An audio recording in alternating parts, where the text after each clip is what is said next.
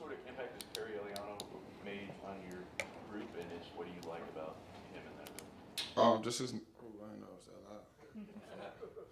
Just his knowledge of the game. He's been around a lot, and he's been around a lot of elite guys. Just coming from having Sauce and Kobe over there at Cincy. But he knows what he's talking about.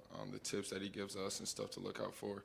He kind of makes the game seem easy. His personality too, though, seems unique. I mean, he's probably even more so around you guys sometimes, or maybe not. Or you're nodding your head, like you get some of that too. Does that help loosen things up?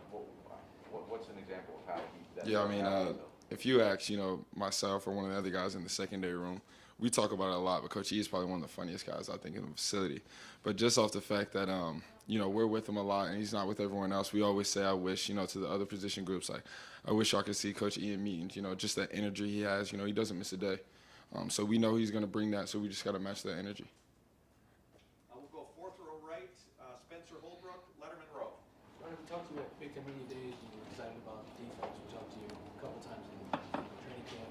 Just to finally be able to roll this thing out, almost like Brandon and Bailey, what you guys are about to do.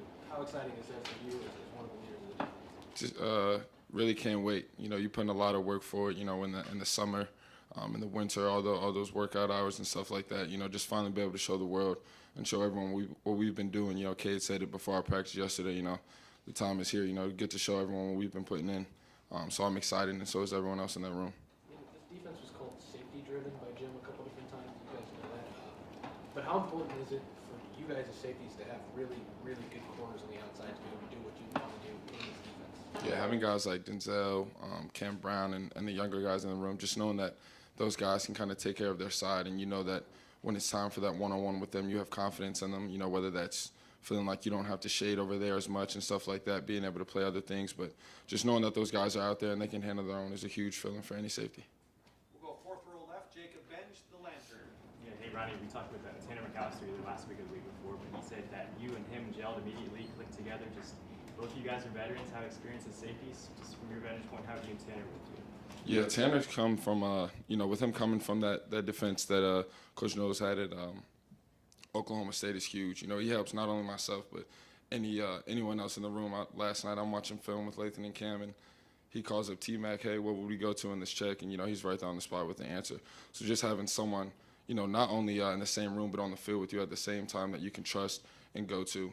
And we have a really good connection. There's some stuff out there that we kind of it just happens on the fly. We get in the film in the meeting room. Coach E may ask us, did you guys go over this? And we're like, no, it just kind of happened that way. And just having that comfortableness with the other guys on the field is huge. Front row right, Austin Ward, Rivals, 97.1 The Fan. Ronnie, you barely had a chance to play with Josh last year. The opportunity for you two to team up, what can that be like? Are you excited to see what he can provide this starting Saturday? Yeah, I mean, ever since I came in, I've been able to watch Josh be the great football player and the great athlete that he is. So, unfortunately, I didn't get to see it throughout the whole season last year, but it's nothing new to me. I knew what type of player Park was, and I knew what he brings to the table. So I'm super excited for him, and I can't wait to see him have a great season. Right next door, Tim May, Letterman row. Yeah, we were talking about this in Indy, and here you are now. But it seems like every time Jim Knowles talks to us, excuse me, I have a lozenge. He brings up Lathan Ransom and how Lathan Ransom is playing and stuff, and what have you seen, and you expect big things out of him, maybe from Jump Street? Yeah, I touched on it, I think, last week. I said Lathan was probably having one of the best camps that I've seen, throughout my 4 years here. Just his ability to find the ball, whether it's punching it out, making the picks, or just coming down in physical. You ask anyone on the offensive side, they know how physical number 12 is. So just seeing him bounce back from that injury, I don't even think he was supposed to be healthy by now. But seeing him go to work in the offseason, and if you've been in the pit, if you've been hurt, you know how tough it is and how hard it can be to stay attached to something. And just seeing him grow and mature off the field and on the field is huge. I'm excited for that kid. What jumps out about Meyer, everybody pronounced it, their tight end, from your vantage point? What just jumps out at you about him? He's a great athlete. I think Notre Dame does a great job of scheming him up and getting him the ball in different kind of ways. But, yeah. Right behind him, Doug Lesmerises, Cleveland.com. Ronnie, for any defense when you're getting ready to face a quarterback who's making his first start, we know Buckner played some last year, but what's the prep like for you guys when, maybe there's not a ton of film on that quarterback? I mean, it's a great quarterback. Like I said, we're going against a great great offense, and they're going to do what they need to do. They're going to prepare them now, and we're just going to treat it like any other quarterback that we're preparing for. And for this defense, when you have an off season like this where you're installing a new scheme and you're getting used to new coaches and all the work you guys have put in, can you just describe sort of emotionally, mentally, like right now, where you are?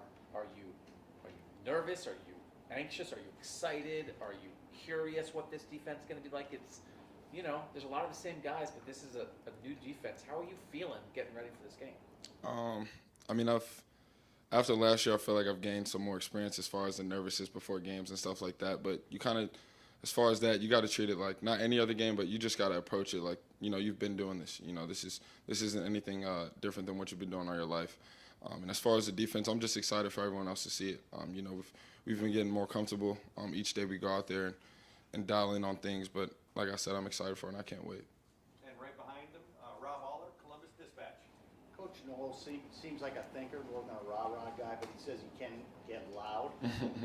Is that true? Have you seen him get loud? And how would you describe him as a motivator? How does he motivate? It definitely has some truth to that. You know, you don't see him too loud a lot, but when he does get pretty loud, you know, it's probably like a big mistake or something like that. But, you know, that comes with it. I've seen a lot of coaches during my time here, a new one each year. So seeing how guys yell and react to certain stuff like that, he's definitely on the calmer side. But when he gets riled up, he definitely can for sure.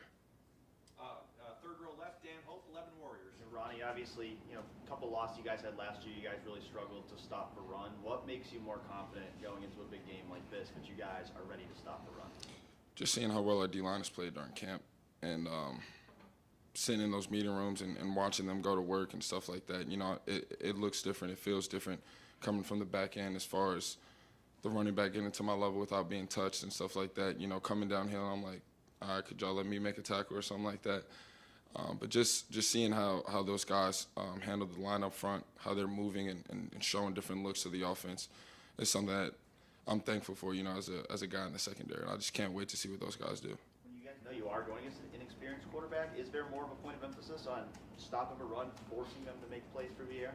Yeah, I think generally, you know, for a quarterback who doesn't have as much experience, they're definitely going to try to, you know, establish the run game first, and we're prepared for that and prepared for anything else they try to throw at us. But that's definitely something that we've been working on.